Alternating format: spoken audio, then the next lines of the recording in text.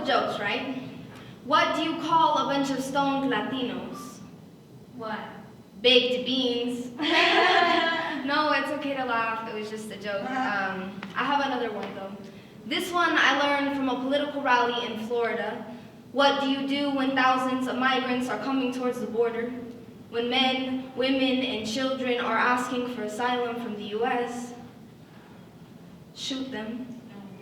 And the speaker smiled, built himself a comedian stage out of his political platform, and the crowd laughed, broke into applause, but the sound scared the laughter in my belly until it became, panicked child became, too afraid to lift itself over the cover of my diaphragm. How can this be a joke when it can so easily shift to reality?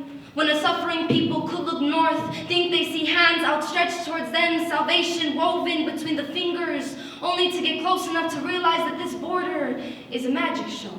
Realize what they see are no longer hands, but gun barrels that hands shaped just like theirs are now poised behind the trigger. Watch how easily they themselves will be changed, reduced into stationary targets after the earth has soaked in all their energy, and how funny they look so paper thin from this far away.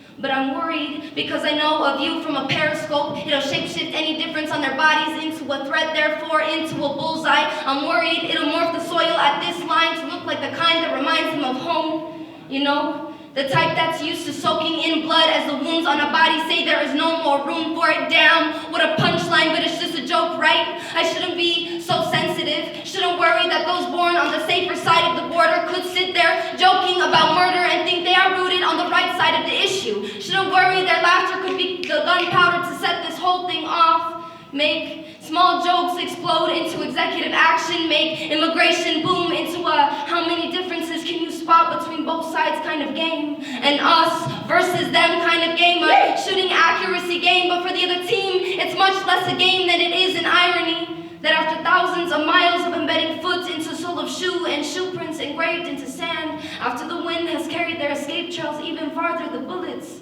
could still know where to follow. Still try to bury themselves in Latino bodies and announce at home how dangerous this path is.